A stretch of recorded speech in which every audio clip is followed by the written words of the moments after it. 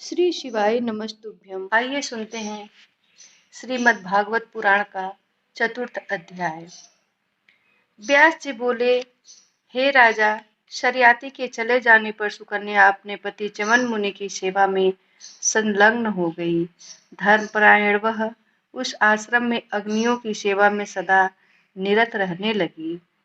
सर्वदा पति सेवा में संलग्न रहने वाली वह बाला विविध प्रकार के स्वादिष्ट फल तथा कंद मूल लाकर मुनि को अर्पण करती थी। वह शीतकाल में उष्ण जल से उन्हें शीघ्रतापूर्वक स्नान कराने के पश्चात मृग चर्म पहनाकर पवित्र आसन पर विराजमान कर देती थी। पुनः उनके आगे तिल, जौ, कुशा और कमंडलू रखकर उनसे कहती थी, मुनि श्रेष्ठ, अब आप अपना नित्य कर्म करें। मुनि का नित्य कर्म समाप्त हो जाने पर वह सुकन्या पति का हाथ पकड़कर उठाती और पुनः किसी आसन अथवा कोमल शैया पर उन्हें बिठा देती थी। तत्पश्चात वह राजकुमारी पके हुए फल तथा भली भांति सिद्ध किए गए निवारण्य च्यवन मुनि को भोजन कराती थी। वह सुकन्या भोजन करके तृप्त हुए पति को आदर पूर्वक आचमन कराने के पश्चात बड़े प्रेम के साथ उन्हें तांबूल तथा पूंगी फल प्रदान करती थी। चमन मुनि के मुख शुद्धि कर लेने पर सुकन्या उन्हें सुंदर आसन पर बिठा देती थी। तत्पश्चात उनसे आज्ञा लेकर वह अपने शरीर संबंधी कृत्य संपन्न करती थी। तत्पश्चात स्वयं फलाहार करके वह पुनः मुनि के पास जाकर नम्रतापूर्वक उनसे कहती थी, हे प्रभु, मुझे क्या आज्ञा दे रहे हैं? यदि आपकी सम्मति हो तो मैं अब आपके चरण दबाऊं। इस प्रकार पतिपरायणा वह सुकन्या उनकी सेवा में सदा संलग्न रहती थी। सायंकालीन हवन समाप्त हो जाने पर वह सुंदरी स्वादिष्ट तथा मधुर फल लाकर मुनि को अर्पित करती थी। पुनः उनकी आज्ञा से भोजन से बचे हुए आहार को बड़े प्रेम के साथ स्वयं ग्रहण करती थी। इसके बाद अत्यंत कोमल तथा सुंदर आसन बिछाकर उन्हें प्रेम पूर्वक उस पर लिटा देती थी। अपने प्रिय पति के सुख पूर्वक शयन करने पर वह सुंदरी उनके पैर दबाने लगती थी। उस समय क्षीण कटी प्रदेश वाली वह सुकन्या कुलीन स्त्रियों के धर्म के विषय में उनसे पूछा करती थी। चरण दबा करके रात में वह भक्ति परायणा सुकन्या जब यह जान जाती थी कि च्यवन मुनि सो गए हैं, तब वह भी उनके चरणों के पास ही सो जाती थी। ग्रीष्म काल में अपने पति च्यवन मुनि को बैठा देखकर वह सुंदरी सुकन्या ताड़ के पंखे से शीतल वायु करती हुई उनकी सेवा में तत्पर रहती थी। शीतकाल में सूखी लकड़ियां एकत्र कर उनके सम्मुख प्रज्वलित अग्नि रख करके वह उनसे बार बार पूछा करती थी कि आप सुख पूर्वक तो हैं ना? ब्रह्म मुहूर्त में उठकर वह सुकन्या उन्हें शौच के लिए उठाती थी। इसके बाद उन्हें आश्रम से कुछ दूर ले जाकर बैठा देने के बाद वहां से स्वयं कुछ दूर हटकर बैठी रहती थी। मेरे पतिदेव शौच कर चुके होंगे, ऐसा जानकर वह उनके पास जाकर उन्हें उठाती थी और आश्रम में ले आकर अत्यंत सावधानी पूर्वक एक सुंदर आसन पर बिठा देती थी। तत्पश्चात मिट्टी और जल से विधिवत उनके दोनों चरण धोकर फिर आचमन पात्र दे करके दंत धावन ले आती थी। शास्त्रोक्त दातोन मुनि को देने के बाद वह राजकुमारी मुनि के स्नान के लिए लाए गए शुद्ध तथा परम पवित्र जल को गर्म करने लगती थी। तत्पश्चात उस जल को ले आकर प्रेम पूर्वक उनसे पूछती थी, हे ब्राह्मण, आप क्या आज्ञा दे रहे हैं? आपने दंत धावन तो कर लिया, उष्ण जल तैयार है, अतः आप अब मंत्रोच्चार पूर्वक स्नान कर लीजिए। हवन और प्रातःकालीन संध्या का समय उपस्थित है। आप विधि पूर्वक अग्निहोत्र करके देवताओं का पूजन कीजिए। इस प्रकार वह श्रेष्ठ सुकन्या तपस्वी पति प्राप्त कर तब तथा नियम के साथ प्रेम पूर्वक प्रतिदिन उनकी सेवा करती रहती थी। सुंदर मुख वाली वह सुकन्या अग्नि तथा अतिथियों की सेवा करती हुई प्रसन्नता पूर्वक सदा च्यवन मुनि की सेवा में तल्लीन रहती। उन अश्विनी कुमारों ने जल में स्नान करके निवृत्त हुई तथा अपने आश्रम की ओर जाती हुई उस सर्वांग सुंदरी सुकन्या को देखा। देवकन्या के समान कांति वाली वह सुकन्या को देखकर दोनों अश्विनी कुमार अत्यधिक मुग्ध हो गए और शीघ्र ही उसके पास जाकर आदर पूर्वक कहने लगे, हे वरारोहे, थोड़ी देर ठहरो। हे गजगामिनी, हम दोनों सूर्यदेव के पुत्र अश्विनी कुमार तुमसे कुछ पूछने के लिए यहाँ आए हैं। हे सुस्मिते, सच सच बताओ कि तुम किसकी पुत्री हो, तुम्हारे पति कौन हैं?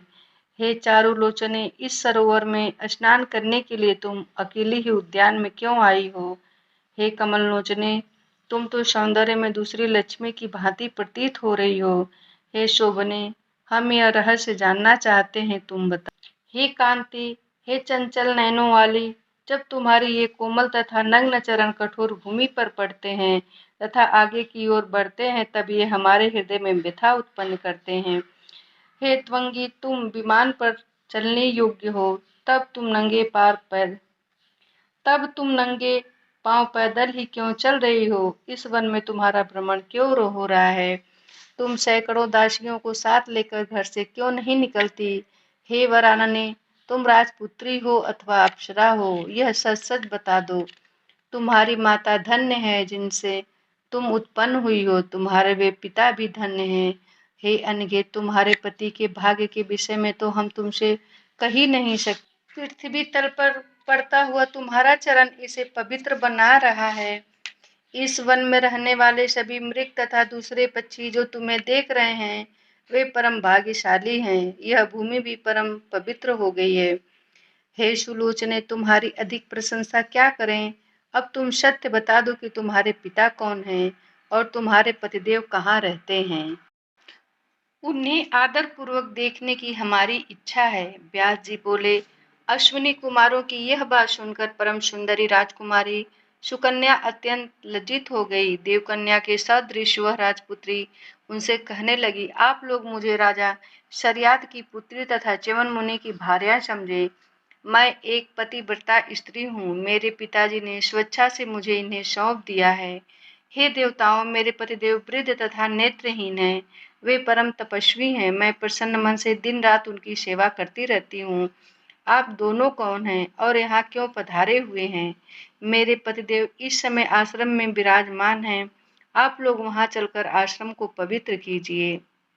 हे राजन, अश्विनी कुमारों ने सुकन्या की बात सुनकर उससे कहा, हे कल्याणी, तुम्हारे पिता ने तुम्हें उन तपस्वी को कैसे सौंप दिया? तुम तो बादल में चमकने वाली विद्युत की भांति इस वन प्रदेश में सुशोभित हो रही हो।